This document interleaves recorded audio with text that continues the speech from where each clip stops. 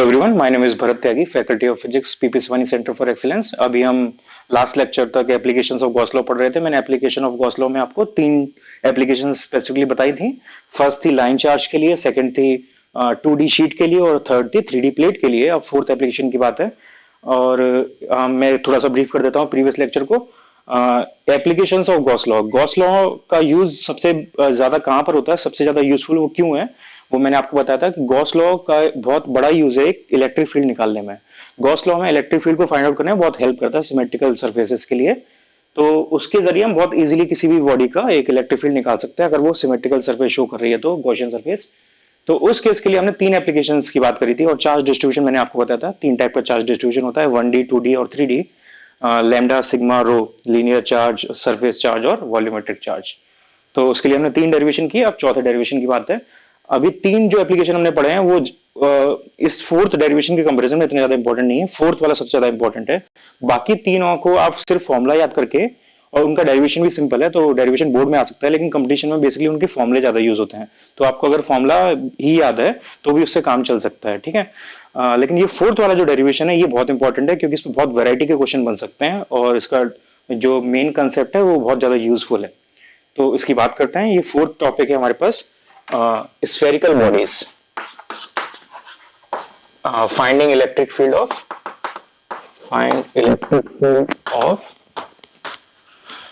spherical bodies, ठीक है, spherically charge bodies. तो ये एप्लीकेशंस ऑफ गॉस लॉ है, ये टॉपिक आप याद रखना, ये एप्लीकेशंस ऑफ गॉस लॉ के अंडर है, एप्लीकेशंस ऑफ गॉस लॉ, ये इसके अंदर चल रहा है। तो इसमें टॉपिक है electric field of spherical bodies. अब इसके चार केसेस हो सकते हैं, पहले उनको डिटेल में समझते हैं। चार केसेस, और उन चार केसेस में तीन फर्दर केसेस हो सकते हैं। तो टोटल हमारे पास 12 केस बन सकते हैं, इसके आप बनाए तो 12 केसेस हो सकते हैं। तो उनको एक करके देखते हैं वो क्या क्या केस हैं। तो पहले दो केस हो सकते हैं कंडक्टिव और इंसुलेटिव बॉडी के लिए, अगर हमारे पास कंडक्टिव बॉडी है या इंसुलेटिंग यानी नॉन कंडक्टिव बॉडी है। और दूसरा केस हो सकता है हॉलो यानी शेल बॉडी के लिए, शेल टाइप के स्फीयर के लिए, और सॉलिड स्फीयर के लिए। और सेम यहां पर हॉलो और सॉलिड। तो ये चार केसेस हो सकते हैं हमारे पास, कंडक्टिव हॉलो हो सकता है, कंडक्टिव सॉलिड हो सकता है, इंसुलेटिंग हॉलो हो सकता है, इंसुलेटिंग सॉलिड हो सकता है। तो और इन चारों केसेस में फिर फर्दर 3 पॉइंट हो सकते हैं। कैसे? कंडक्टिव वालों के लिए बाहर कितना होगा इलेक्ट्रिक फील्ड, सरफेस पे कितना होगा और अंदर कितना होगा। ऐसी शेल के लिए, ऐसे इंसुलेटिंग वालों के लिए, ऐसे इंसुलेटिंग सॉलिड के लिए। तो टोटल हमारे पास ऐसे करके 12 केस बन जाएंगे। अब केसेस बहुत ज्यादा लग रहे हैं, लेकिन यहाँ पे अच्छी बात यह है कि इनमें से 12 केसेस में से 11 केस के फॉर्मूले सेम है, 11 केसेस के फॉर्मूले सेम है। सिर्फ 12वां केस ऐसा है जहां पे फॉर्मूला थोड़ा सा चेंज होता है, तो वो आपको देखना है बस। तो मैं इसी तरह से आपको बताऊंगा ताकि आपको शॉर्टेस्ट टाइम में सब कुछ याद हो जाए। तो इन चार केसेस में से, जो चार स्फीयर के केसेस हैं, conductive solid, conductive hollow, insulating solid, insulating hollow, इनमें से 3 केसेस के तो आइडेंटिकल, सब कुछ आइडेंटिकल है, कुछ भी चेंज नहीं है। तो पहले उनको करके देखते हैं। तो इसमें फर्स्ट पार्ट है four conductive shell slash solid, conductive shell slash solid and insulating shell. बस एक कंडीशन है यहाँ पे, जो इंसुलेटिंग शेल है उसकी थिकनेस 0 होनी चाहिए या नेग्लिजिबल होनी चाहिए, नेग्लिजिबल थिकनेस। तो ये होना जरूरी है, इंपॉर्टेंट पॉइंट है। क्योंकि बेसिकली होता क्या है कि कंडक्टर में तो ये बेसिक प्रॉपर्टी कंडक्टर की, सारा चार्ज सरफेस पर आ जाता है, लेकिन इंसुलेटर में चार्ज जो है वो अंदर जा सकता है, ठीक है, अंदर स्टोर हो सकता है। तो अगर इसकी थिकनेस कुछ रहेगी तो चार्ज उस थिकनेस में स्टोर हो सकता है, अंदर जा सकता है। वो हमें नहीं चाहिए इस केस के लिए, तो हम नेग्लिजिबल थिकनेस मानेंगे, यानी उसकी कोई थिकनेस नहीं है तो चार्ज अंदर नहीं जा पाएगा, सारा चार्ज बाहर ही स्टोर होगा, ठीक। तो ये कंडीशन है, इस कंडीशन के लिए हमें निकालना है। तो मैं आपको बेसिक पैटर्न बता रहा हूँ, बहुत सिंपल डेरिवेशन है, अगर आपको एक पैटर्न समझ में आएगा तो बाकी सब आप निकाल सकते हो।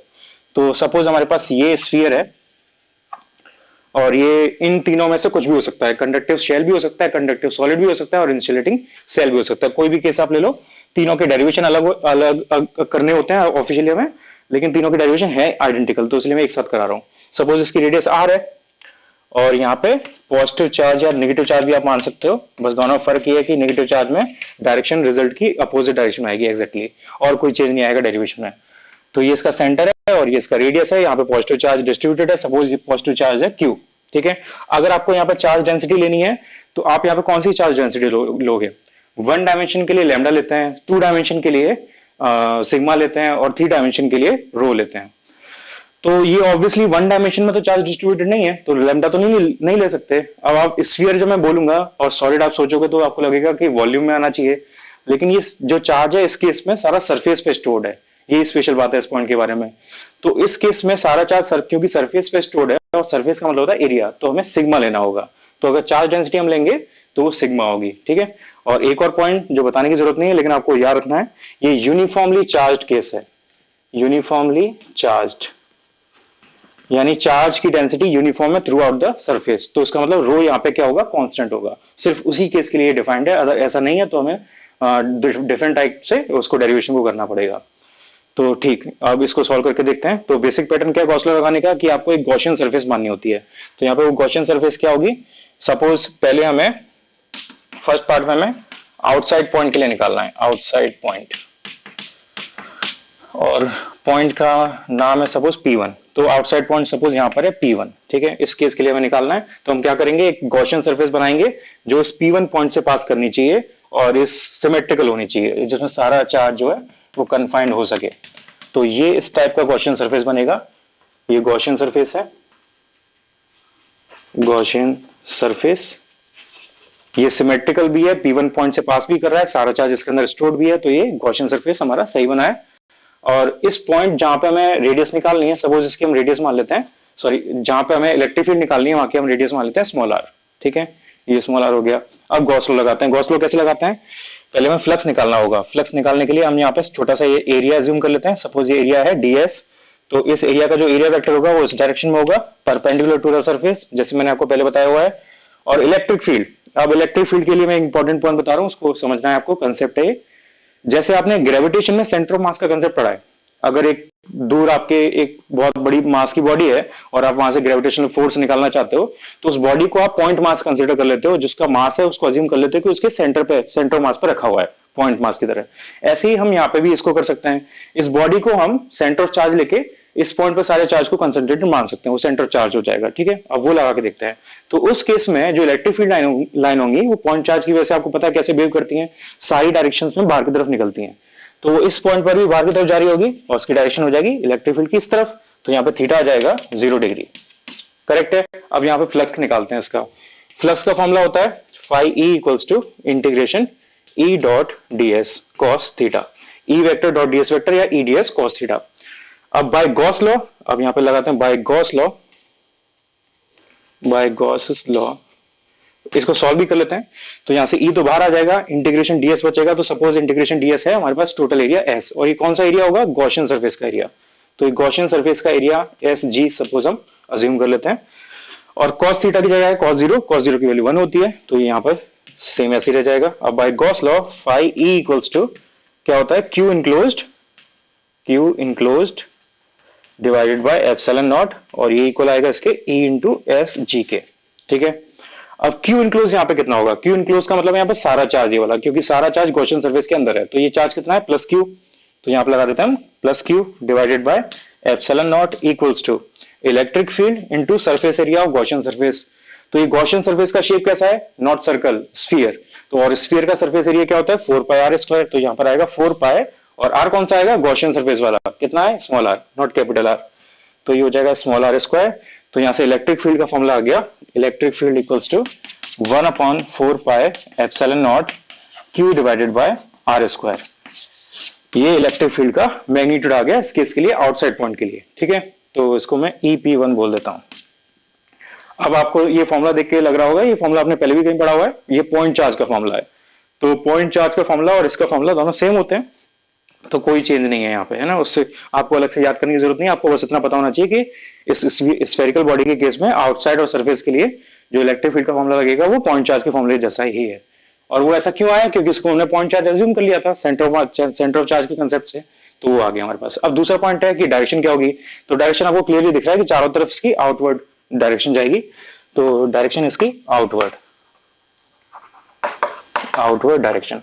एक चीज आपको याद नहीं है, जब भी आपसे क्वेश्चन पूछा जाता है तो अगर वो सब्जेक्टिव क्वेश्चन है और आपसे कोई वेक्टर क्वांटिटी निकालने को बोला है तो सिर्फ आपको मैग्नीट्यूड निकाल के नहीं छोड़ देना है, आपको डायरेक्शन बताना कंपलसरी है, तभी वो पूरी क्वांटिटी का आंसर माना जाएगा। सिर्फ मैग्नीट्यूड से काम नहीं चलेगा, वेक्टर क्वांटिटी में डायरेक्शन भी बताना हमें होता है।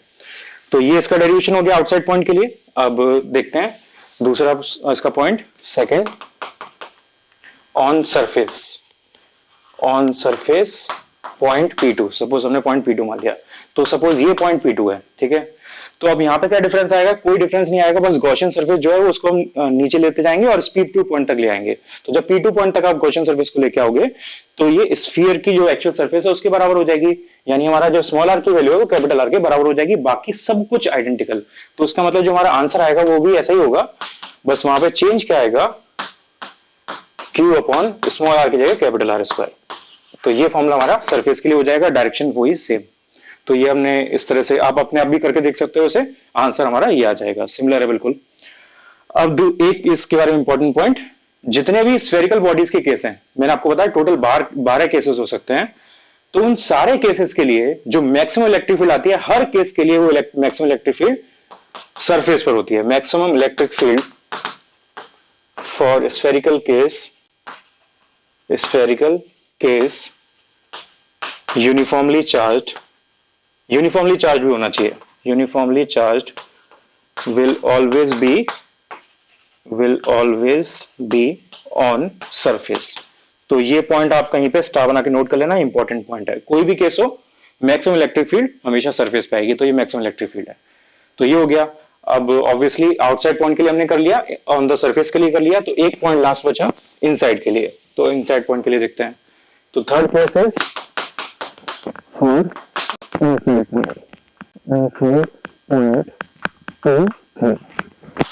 तो आपको अच्छे से समझना है तो इन तीनों केसेस का डायग्राम, या एटलीस्ट इस केस का डायग्राम अलग से बनाओगे तो ज्यादा अच्छे से समझ में आएगा। मैं भी डायग्राम को अलग से बना देता हूं।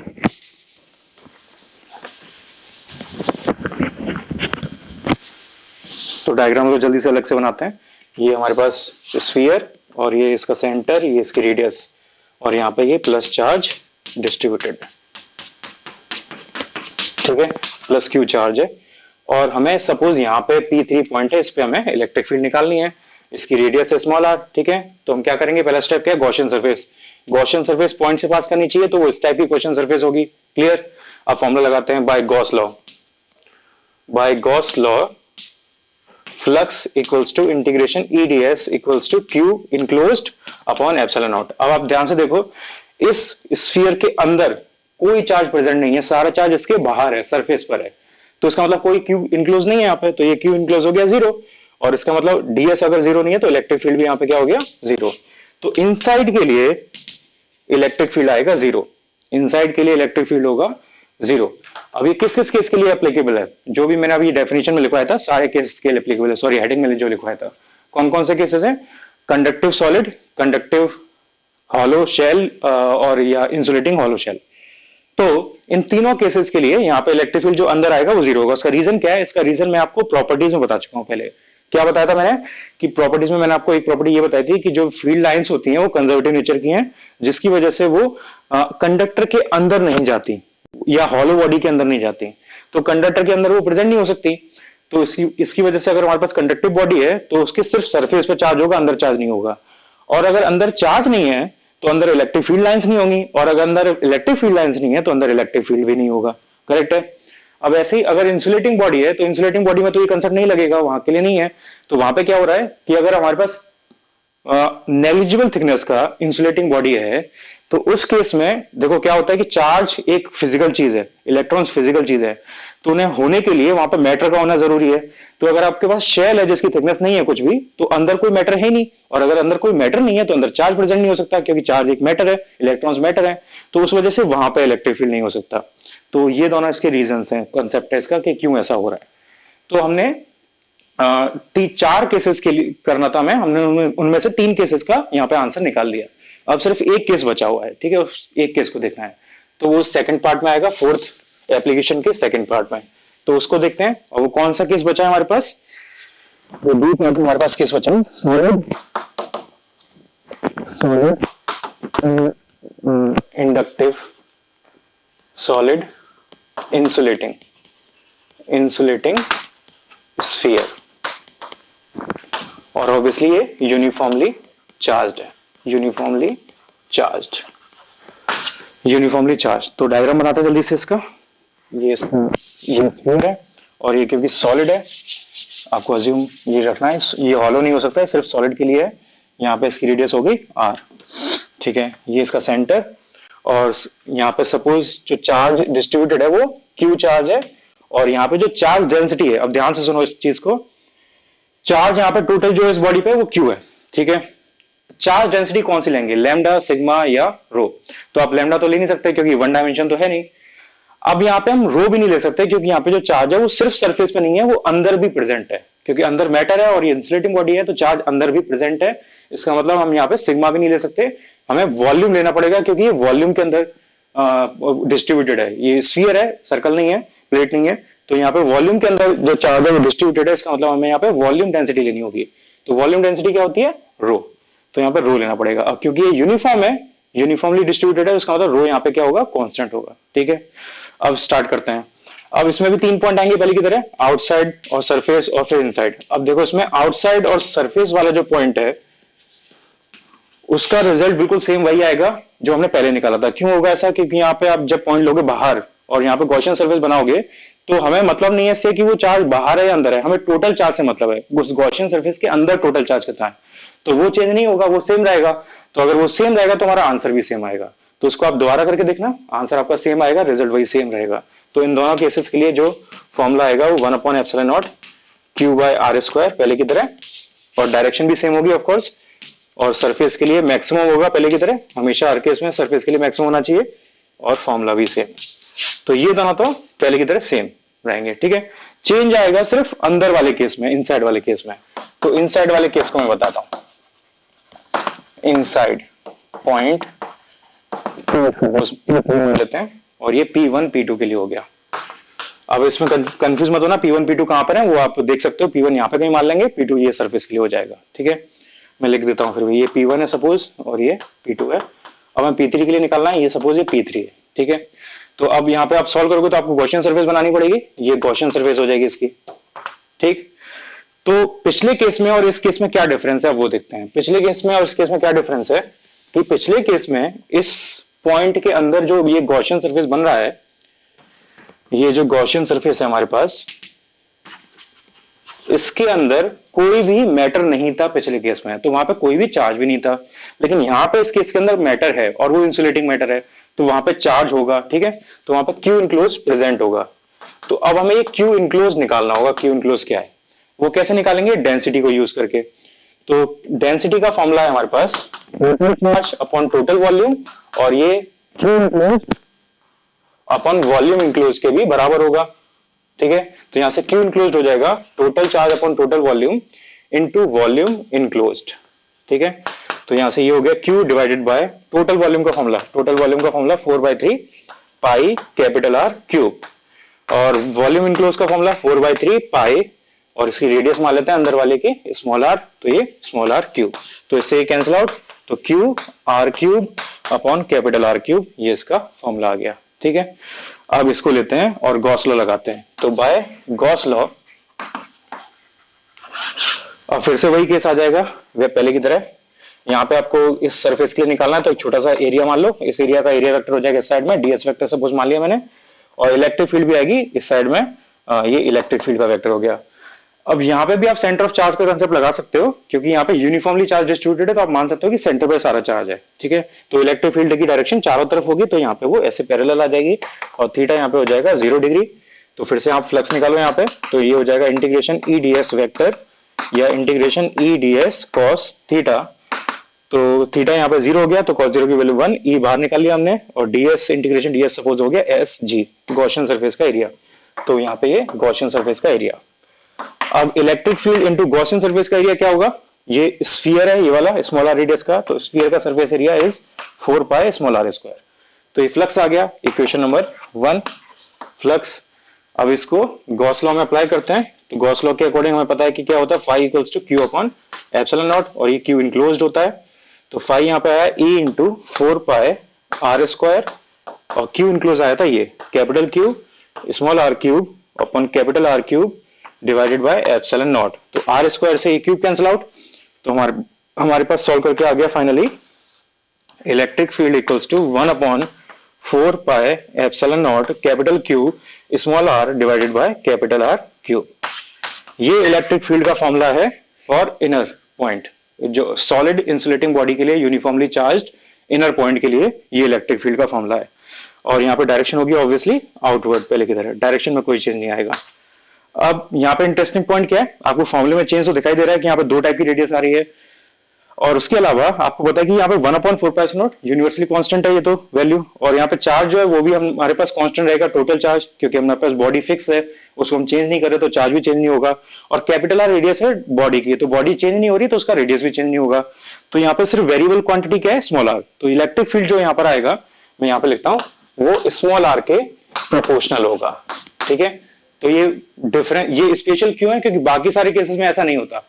बाकी सारे पीछे जो केसेस किए हमने वहां पे E प्रोपोर्शनल टू 1/r² आता है, स्फेरिकल के केस में, पॉइंट चार्ज के केस में भी कुछ केसेस में अलग आता है, वो मैं आपको भी बताऊंगा, आपने पढ़ चुके हैं वैसे ऑलरेडी वो सारे केसेस। और इस केस में E प्रोपोर्शनल आ रहा है, लेकिन याद रखना ये सिर्फ इनसाइड के लिए, आउटसाइड के लिए नहीं है, सिर्फ इनसाइड के लिए है। तो अगर ऐसा है हमारे पास तो एक चीज और कर सकते हैं हम, जैसे मैंने यहाँ पे रो का और जिक्र किया था, तो आप यहाँ पे फॉर्मूले को रो के टर्म में और कन्वर्ट कर सकते हैं। तो उसको देखते हैं कि रो के टर्म में फॉर्मूला क्या आएगा। तो मैं रो के टर्म में इसको चेंज करके देखता हूं। रो के टर्म में चेंज कैसे करेंगे, रो का फॉर्मूला है Q डिवाइडेड बाय वॉल्यूम, और यहाँ पे टोटल चार्ज है, ये टोटल वॉल्यूम है, तो ये हो गया 4/3 पाई कैपिटल R क्यूब। तो यहाँ से Q इक्वल टू आ गया रो 4/3 पाई कैपिटल R क्यूब। तो यहाँ से इलेक्ट्रिक फील्ड आ जाएगा 1/4 pi epsilon not into Q की वैल्यू रो 4/3 पाई कैपिटल R क्यूब। सही लिखा है मैंने, Q/V, हाँ ठीक है, 4/3 capital R cube into small r divided by R cube. तो R क्यूब से R क्यूब कैंसिल आउट, 4 पाई से 4 पाई कैंसिल आउट, तो इलेक्ट्रिक फील्ड इक्वल्स टू आ गया रो, एक तो रो बचा, एक R बचा, और नीचे बचा एप्सिलॉन नॉट, और एक 3 बचा, तो 3 एप्सिलॉन नॉट। तो रो के टर्म में फॉर्मूला ये हो गया, दोनों सेम फॉर्मूले हैं। यहां से भी आपको दिख रहा है कि रो कांस्टेंट है और ये भी कांस्टेंट 3 एप्सिलॉन नॉट, तो E proportional to R। Clear, ये हमारा इनसाइड के लिए डेरिवेशन हो गया। तो मैं जल्दी से ब्रीफ करता हूं आपको। 4 केसेस थे स्फेरिकल बॉडी के लिए, जिनमें से 3 केसेस का फॉर्मूला आइडेंटिकल था। तो हमारे 3 केसेस थे, solid conducting body, hollow conducting body और insulating hollow conducting body with negligible thickness. और चौथा केस था, और उन तीनों केसेस के लिए फॉर्मूला जो आ रहा था वो बाहर के लिए तो था, E equals to 1/4 pi epsilon naught Q/r², जो पॉइंट चार्ज का फॉर्मूला होता है। और अंदर उन सारे केसेस के लिए इलेक्ट्रिक फील्ड थी 0, क्योंकि वहां पे जो गॉसियन सरफेस बनता है उसमें कोई चार्ज इनक्लोज नहीं होता। और सॉलिड इंसुलेटिंग बॉडी के लिए डिफरेंट है थोड़ा सा, यहाँ पे भी आउटसाइड के लिए और सरफेस के लिए कोई डिफरेंस नहीं है, सेम फॉर्मूला है, बस इनसाइड के लिए फॉर्मूला डिफरेंट है। इनसाइड के लिए फॉर्मूला ये आता है। तो यहाँ पे जो रिलेशन होता है E का, वो R के साथ ये होता है, और इसका रीजन ये है कि यहाँ पे जो इनक्लोज चार्ज है वो 0 नहीं है, उसकी कुछ एक्चुअल वैल्यू हमारे पास है। अब ऐसे ही अगर आप इसको छोटा करते जाओगे और सेंटर पे आओगे, तो सेंटर पे कोई सर्कल नहीं बन पाएगा, स्फीयर नहीं बन पाएगा, तो वहां पे कोई स्पेस नहीं होगा, तो कोई चार्ज नहीं होगा। तो उस केस में यहाँ पे R 0 हो जाएगा, इलेक्ट्रिक फील्ड भी 0 हो जाएगी। तो इस केस में सेंटर पे इलेक्ट्रिक फील्ड क्या होगी, 0। ठीक है, तो ये केस हमारे पास आ गया। तो ये हमने सारी एप्लीकेशंस पढ़ ली। अब मैं इन सबका आपको कंक्लूजन बताता हूँ, जो अभी तक हमने पढ़ा है सारे लेक्चर्स में, उसका कंक्लूजन क्या है हमारे पास।